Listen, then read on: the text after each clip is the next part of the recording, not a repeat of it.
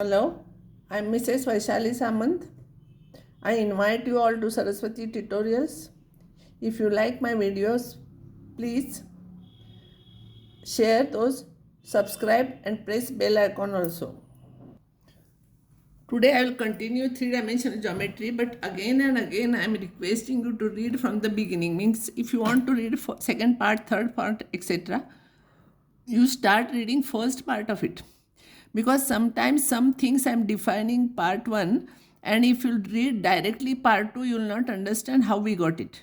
So if you want to read it, you have to study it carefully from the first part, and continuously you have to read. Don't take any part, whichever is available, don't take and read, because it will not be means easy for you. So to clear all the ideas, you have to start from the beginning. See here, I will explain you here. These are the two vectors, and last time I explained you that if this is a vector, then these are the direction ratios of that vector. So that I have explained you in the last term. Now without last part, so without reading first part, if you read this, it will be difficult for you how we got it, you will not understand. And my aim is that understanding and then remembering it is very easy. Without understanding, if you remember, it will be simply by hearting the things. So you have to read first part, then second part. R2 is this. If these are the R1 and R2, then direction ratios of R1 will be x1, y1, z1, and R2 are x2, y2, z2. I have explained you all those things. Then direction cosines, see here, cosines of R1 are this. This also I have explained you in first part, how we got it. Direction cosines of R2 are these. Usually direction cosines are denoted by LMN. So we'll denote them as L1, M1, N1 and L2, M2, N2. If the angle between R1 and R2 is theta, in vectors we have done it that cos theta is R1 dot R2 divided by modulus of R1 into modulus of R2. Now R1 dot R2, if you will take dot product by vectors, without understanding vectors, if you read this, it will be difficult for you. I dot I is 1, I dot j is 0. Therefore, if you take R1 dot R2, you will get x1, x2 plus y1, y2 plus z1, z2 and divided by modulus of this. But if you multiply this and this, this and this and this and this and add, you will get same thing. See, this corresponding, if you multiply and if you add, you will get same thing. So that is same thing as L1, L2 plus M1, M2 plus N1, N2. So theta angle between two vectors is, these are the direction cosines. So sum of the products of those corresponding direction cosines. Now in this case, if R1 is parallel to R2 or collinear, then theta becomes 0. And if theta becomes 0, this will be 0. This will be 1. Cos 0 is 1, no? So this will be 1 here. And if R1 is perpendicular to R2, then theta is 90 and cos 90 is 0. So this will be 0 and or this will be 0, because any fraction is 0, numerator must be 0, this must be 0 or this must be 0. Whatever is convenient, you can take it afterwards. So these are the important results I have explained you. Now without reading this, if you will go to the next one, you will not understand this, because again and again I cannot explain all those things, how I got it. Then I will stuck up there only. So be careful, you read from the beginning. This is one of the important problems from 3D. Usually it is asked for more marks, 4 or 5 marks it is asked, not less than 3. Question is, if any line makes angles alpha, beta, gamma and delta with 4 diagonals of a cube means all sides are equal, then we have to prove this. Remember, these alpha, beta, gamma are not our usual angles, are made with x-axis and all. These are the angles made by that fifth line. 4 diagonals are there, and that fifth line makes angle alpha with first diagonal, beta with second, gamma with third and delta is 4. Then this answer we want. This is very, very important problem. Now I'll draw a diagram here. How to draw a diagram? First you draw these two, then you draw this, and from here you perpendicular and draw. As far as is possible, all the sides should be equal. Suppose, because it is a cube, suppose coterminous edges of the cube are along axis and length of each axis is A. So A you write carefully. A, don't write A as like this, you may take at 0. So even though it doesn't look nice, you write A like this, because sometimes you will, because zeros will be also there and A will be also there. So you'll get confused. So you write A like this. So coterminous edges means our cube is here. One corner is origin. Here not anywhere in the space. So that's why I have taken. Suppose coterminous edges of the cube are along axis. All axis 3. And length of each side is A. Then you know O is origin. A is what?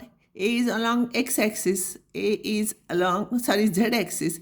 A is along z-axis. So z-axis, y and x coordinates will be 0. And x coordinate will be A because, z coordinate will be A along z-axis. Z coordinate will be small a because length of each side is A. B is what? B is on B point is in xz plane. XZ plane, if you take point anyone, along x-axis you will get A, along z-axis you will get A, and along y-axis you will get 0 because here it is in the xy plane. So it will be A0A. C is on x-axis. So on x-axis, x coordinate is A. On x-axis for every point y coordinate, along y it will be 0, along z it will be 0. P point. P point is in y-axis, on y-axis. So on y-axis, y will be A, remaining 2 will be 0. And Q is here in YZ plane. In YZ plane, x coordinate will be 0. In YZ plane, this x distance is 0 here for this point. And therefore, this is A and this is A. So it will be 0, AA. And R is in the space. R is not in any plane formed by coordinate axis. So here, this R is here. So its value coordinates will be AAA. And S here, S is here. S is in XY plane. So X and Y coordinates will be AA. And Z distance will be, because this is in XY plane, perpendicular distance is 0. So this will be 0. Now my method of explaining it very easy and without confusion we can do it. Some teachers and people, they are writing it in essay type. So essay type you will not have clear picture. There will be confusion. Afterwards you will have to search all the things. So what I will do here, I will make table. Diagonals I will write 4 diagonals I want to know. End of the coordinates. Then from that I will find out direction ratios and I will find out direction cosines from that. I will take 4 diagonals. Order is not important. Any order you can take. First diagonal is OR. So OR. O you know, R you know, from here I am substituting. And if these are the coordinates, direction ratios are this minus this, this minus this, this minus this. And as I told you, direction ratios I am not putting bracket. And direction ratios of this, then direction ratios will be A divided by root of A square plus A square plus A square. Plus A divided by same way plus A divided by same one. But this what you will get, A divided by root of 3A square. So that will be A divided by root 3 into A. A cancels and you will get 1 upon root 3. This is how, so no need to explain. These are the direction cosines. So if you know direction ratios, see, you make table, it will be easy for you. Don't write essay type, it will be confusion to search all those things. Afterwards you will waste your time. So you take endpoints, what we have written here, from that you copy. Direction ratios you find out, direction cosines will be this. AS, same way, A and S are given, direction ratios, cosines. I am not explaining how I did, you know. From here, see, this minus this will become minus A, so it is minus here. So some terms are minus here. Now suppose the direction ratios of the fifth line, means which is a line which makes an angle, are LMN. These are LMN. And it makes an angles alpha with OR, beta with AS, gamma with this and delta with this. So cos alpha will be, you know, L1, L2 plus M1, M2 plus N1, N2. So for this and this you have to take these LMN and this. These are the direction ratios of the line and other line are this. Angle between them is alpha. So cos alpha will be 1 upon root 3 into L plus 1 upon root 3 into M plus 1 upon root 3 into N. Similarly, cos beta will be between this and this. So you will get one negative. Next one will be this and this, this and this. You will get all those things. Now we want to find out value of this. So I am writing this. So it is 1 upon root 3 is there. I am taking common and I am writing all the values here. Then I am expanding squares here. You know L plus M plus N whole square is L square plus M square plus N square plus 2LM plus 2NN Mn plus 2Ln. Now while doing this simplification you write on one line. This you write on another line. Don't continue like this only, so you will not be able to find your mistake. So this you 1 upon 3 you take outside. This you expand separately. This below that, below 1 4 lines you do. Don't continue like this. And all these terms will cancel plus or minus, and these you will get 4 times. So 1 upon 3 into 4 into L square plus M square plus N square. But you know LMN are direction cosines. So this is 1. So this is 4 by 3. This is very, very important. When I am explaining, you will feel it easy, but while writing, you may have some problems. So without looking this, you try to prove this result.